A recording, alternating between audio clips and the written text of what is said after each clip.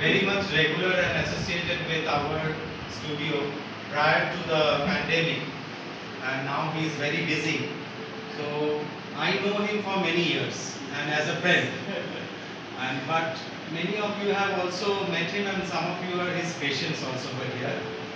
So to introduce Dr. Mojumdar formally, he is an associate professor at Neelratan Government Medical College in the Department of Physiology and Biophysics. His research focuses on the physiology of exercises, and he is always focusing, as many of you will be knowing, on the holistic and integrative approach towards well-being, which is probably the future of medicine. And he lays special emphasis on the role of lifestyle factors in treating diseases and the mind-body connections, and a holistic and comprehensive approach towards any therapy. So whenever you will meet Anirban in his chamber, you will feel that half of the disease has been healed by consulting him. The medicine part is separate. So this is something very unique with doctors in these times. Previously we used to have such doctors whom you meet and you feel that half of the disease is healed. So he will take some extra care to make you feel that you are not diseased. This is the first treatment I always feel that a doctor should be doing. However critical the disease may be, the first thing approach doctor should make that to make you feel that you are not that diseased. This is the first treatment that he does. And many of you have met him before also, and some of you are his current patients also, and we know that how much he is approachable as a doctor and how much he focuses on the holistic approach of medicine and lifestyle changes to heal our disease. So he is the best person to talk on the topic today, gut-brain axis. So this might sound something very alien to us, but let me tell you, this is something very much in nowadays and very much being researched all over the world. This is a very latest topic that we are discussing, how our emotions and digestion is related, how it affects other aspects of our life, how the immunity is affected by our thoughts, emotions and digestions. So he is the best person to talk about it. He is very eloquent and well versed on the subject. So now it is over to him.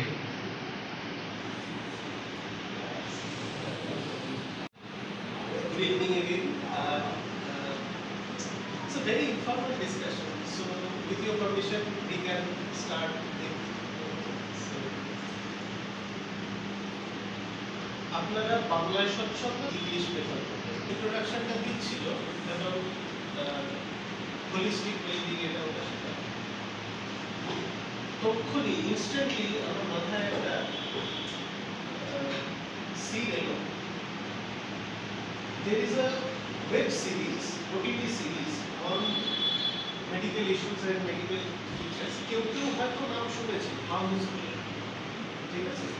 Netflix বা এখানে কোথাও house MD বলে একটা series. তো house এমডির একটা এপিসোডের একটা scene বানায়, সেখানে যে ডক্টর হাউস যার উপরে সিরিজটা, তো উনি ওনার আন্ডারে যারা ইন্টার্ন আছে তাদেরকে নিয়ে যাচ্ছেন। তো যেতে যেতে উনি একটা কথা বললেন, এটা ওনারও কথা নয়, আরো একজন দিকপাল ফিজিশিয়ানের কথা। উনি বলছেন যে ask not what disease the patient has, ask which patient the disease has. তাহলে আমরা এটাকে বাংলায় সরল করে কিভাবে বলবো? যে আমরা জিজ্ঞেস করবো না যে এনার কি রোগ হয়েছে, আমরা জিজ্ঞেস করবো যে এই যে রোগটা এটা কার মধ্যে হয়েছে।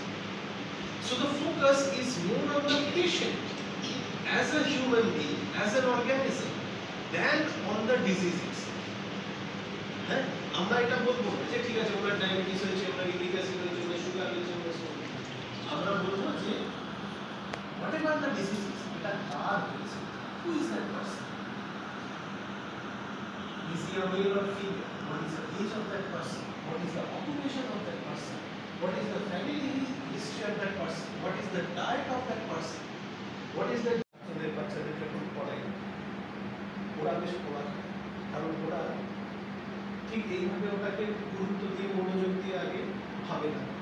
সেটা হচ্ছে যে we human beings, we feel that we are a unique self-contained organism. আমি উঠি, ঠিক আছে?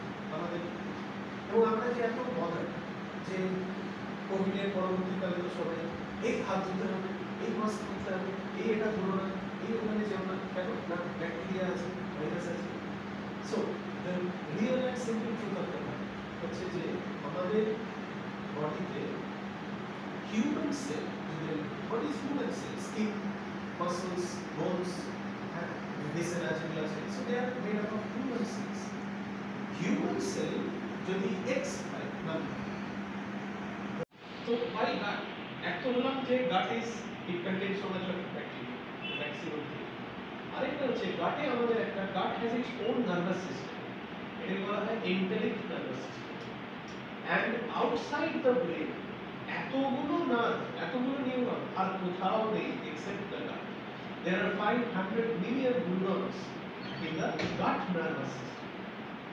এবং এরা কিন্তু নিজে কাজ করছে স্বাধীনভাবে, এদেরকে ব্রেন খুব একটা কন্ট্রোল করছে না, ঠিক আছে? It is working on its own. এরা কি করছে? এদেরকে এতটাই যে এটাকে বলা হয় brain in the gut. We have two brains, one is in the skull, another is in the gut. তাহলে এই সেকেন্ড ব্রেন কি করছে? A total function of the গাটকে রেগুলেট করছে, এই গাটের মুভমেন্টকে রেগুলেট করছে, ঠিক আছে? মুভমেন্ট যদি না হয় তাহলে খাবার এদিক থেকে ওদিকে যাবে না, প্রগ্রেশন হবে না। তাহলে এই যে খাবার স্টমাক থেকে গাট, স্মল ইন্টেস্টাইন গাট, ইন্টেস্টাইনে যাচ্ছে, এটা হবে না। সিক্রিশনস, গাটে প্রচুর এনজাইম সিক্রিট হচ্ছে। এই যে খাচ্ছি আমরা কার্বোহাইড্রেট ভাঙতে এক রকম এনজাইম লাগছে, ফ্যাট ভাঙতে আরেক রকম এনজাইম, প্রোটিন ভাঙতে আরেক রকম এনজাইম। এই এনজাইম সিক্রিশন রেগুলেট করছে, ঠিক আছে? আমরা যে জলটা খাচ্ছি সে আমরা সারাদিনে 3 লিটার জল খাচ্ছি, ঠিক আছে? কিন্তু during the process of digestion the intestine is adding another 6 to 7 liters of water. এতটা জল কিন্তু so there are about 10 liters of water in our intestine. এই জল যাচ্ছে না তো, এটা ডাইজেশনের জন্য লাগলো তো, এটা শুধু জল নয়, জলীয় জিনিস, মানে ওয়াটারি সিক্রিশনস, অ্যাকোয়াস সিক্রিশনস। ইন্টেস্টিনাল জুস যেটাকে আমরা বলি না, এটা তো ওয়াটার। এবার এই ডাইজেশন অ্যাবজর্পশন হয়ে যখন লার্জ গাটে এলো, লার্জ গাট এই এক্সেস ওয়াটারটাকে অ্যাবজর্ব করে স্টুল এগুলো তৈরি করে। এই অ্যাবজর্পশন প্রসেসটা যখন হচ্ছে না, তখন ওই জল স্টুলের সঙ্গে বেরোচ্ছে, তখন আমরা বলছি ওয়াটারি ডাইজেশন। তো এটা কন্ট্রোল করছে। কোনো বায়োলজিক্যাল সায়েন্স করা যায়, কারণ আমরা হঠাৎ করে টপকে পড়িনি। We are a product of billions of years of evolution. তাহলে এই billions of years এ কি হয়েছে, কি ঘটেছে, এর ফলাফল আজকে আমরা, ওটাকে না জানলে কিচ্ছু জানি না, কিচ্ছু বোঝা যাবে না, আমরা অন্ধকারে হাতের বেড়া, ঠিক আছে? সো এই এত ব্যাকটেরিয়া আছে কেন? ছোট ছোট কয়েকটা এক্সাম্পল দিয়ে বোঝাই তাহলে ভালো হবে। সেটা হচ্ছে যে আচ্ছা, আমরা ঘাস খেতে পারি, তো তৃণভোজী গরু ছাগলের মতো ঘাস খাচ্ছে। What is different? কেন ওরা ওটা খেতে পারছে, আমরা পাচ্ছি না? আচ্ছা, হলো, এটা রইল এই প্রশ্ন। এবার আরেকটা, আমরা তো শাক খাচ্ছি, সে তো একটা ঘাসেরই নামান্তর, তাই না? পালং শাক, পুঁই শাক, সে তো পাতাই, ওটাও একটা পাতা, এটা একটা পাতা। তাহলে এই পাতাটা খাচ্ছি, ওই পাতাটা খাচ্ছি না কেন?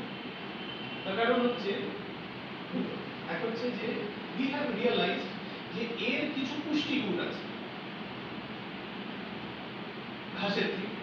ঘাসেও নিশ্চয় পুষ্টি আছে, গরুকে বেঁচে আছে, but there is more nutrients and more valuable nutrients in the say a separate say spinach, ঠিক আছে? পালং শাক, ওই যে আমরা প্রথমেই বলেছি spinach is rich in iron, তো যাদের অ্যানিমিয়া আছে আমরা বলি যে পালং শাক খাবো, স্পিনাচ খাবো, সেটা বলি। তাহলে এবার আমরা এটা আইডেন্টিফাই করি। নেক্সট আওয়ার কেপেবিলিটি, এই যে পুঁই শাকটা খেলাম, পালং শাকটা খেলাম, এটা খেয়ে কি আমরা হজম করছি? হজম করছি। এর সমস্ত কিছুকে অ্যাবজর্ব করছি? আমরা প্রায় পুরোটাই ফেলে দিচ্ছি, শুধু আমরা ওখান থেকে নিউট্রিয়েন্টটা বার করে দিচ্ছি। ফেলছি কেন না, এই যে ফাইবার, ঠিক আছে, ফাইবারের মধ্যে দুটো ভাগ হয়, একটা হচ্ছে সলিউবল ফাইবার, একটা হচ্ছে ইনসলিউবল ফাইবার। সো এই যে শাক, এটা হচ্ছে ইনসলিউবল ফাইবার। আবার ইসবগুল, এই যে আমরা খাচ্ছি কনস্টিপেশনের জন্য, that is a soluble fibre. তো ওইটাও কিন্তু অ্যাবজর্ব হচ্ছে না। ইসবগুলো যদি অ্যাবজর্ব হয়ে যেত তাহলে ওটা কনস্টিপেশনে খেয়ে কোনো লাভই হতো না। পয়েন্ট হচ্ছে যে it is not being absorb. তাহলে যেটা অ্যাবজর্ব হবেই না, তো সেরকম জিনিস আমরা খাচ্ছি কেন? খাচ্ছি because we, number one, we need the nutrients. আরেকটা জিনিস সেটা হচ্ছে যে এখন নিউট্রিশন সায়েন্স বহুদিন ধরে এটা প্রুভেন বিয়ন্ড ডাউট যে এই যে soluble and insoluble fiber, they are required for our gut well-being. এইবারে কথা, তাহলে ওই ফাইবার তো আমরা হজম করছি, তাহলে ওই ফাইবারটা কার জন্য, কে হজম করছে? Bacteria. So fibre rich diet. একটা হচ্ছে যে এটা খেলে আমার কনস্টিপেশন হবে, দ্যাট ইজ মাই গেইন। আর একটা হচ্ছে যে আমি অনেক ভালো ভালো এসেনশিয়াল নিউট্রিয়েন্টস সেখান থেকে পাই, দিস ইজ মাই গেইন। এবারে এটা ইনডাইরেক্ট গেইন। ডাইরেক্ট গেইনটা কি? সেটা হচ্ছে যে the bacteria is their food. ঠিক আছে, ব্যাকটেরিয়া আর fibre, both the type of fibers is there. soluble and and insoluble. Yes. So এই ফাইবার ব্যাকটেরিয়ারা খাচ্ছে, তারা এটাকে ভাঙছে, ভেঙে they are releasing the nutrients.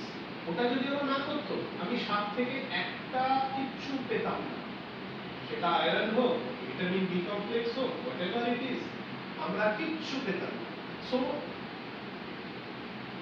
we would say যে 95%, মানে আমি পার্সেন্টেজই বলতে পারছি না, বাট লেট আস সে একটা সামথিং টু মিন যে almost all of it oesophagus, খাবারটার নাম হলো স্টামাক। স্টামাকের পরে হচ্ছে ক্ষুদ্রান্ত্র বা স্মল ইন্টেস্টাইন, তার আবার কিছু ভাগ আছে। এরপরে বৃহদান্ত্র বা লার্জ ইন্টেস্টাইন, তার কিছু ভাগ আছে। তারপরে রেকটাল, অ্যানাল ক্যানাল। তাহলে এই যে টিউবটা, এটা দুদিকই খোলা, মুখ এটাও খোলা, গলা এটাও খোলা। So this tube in our body, it is because it is open at both ends, it cannot be a sterile entity. হতে পারে, it's not like a operation theater যে আমি স্টেরিলাইজ করে দিয়েছি আর কিছু নেই, এটা হতেই পারে না। সো তাহলে এর কাজ কি? এর অনেকগুলো কাজ আছে। কমনলি আমরা যে কাজটা নিয়ে মাথায় ঢোকে, বাকি কাজগুলো অতটা আমরা চিন্তা করি, সেটা হচ্ছে যে প্রসেসিং অফ ফুড। যে খাবারটা খাচ্ছি সেটাকে প্রসেস করে তার থেকে এনার্জি, ক্যালোরি, সাবস্টেন্স বার করে নিচ্ছি, অ্যাবজর্ব করে নিচ্ছি, আর একটা বর্জ্য পদার্থ, West. Now what is this West?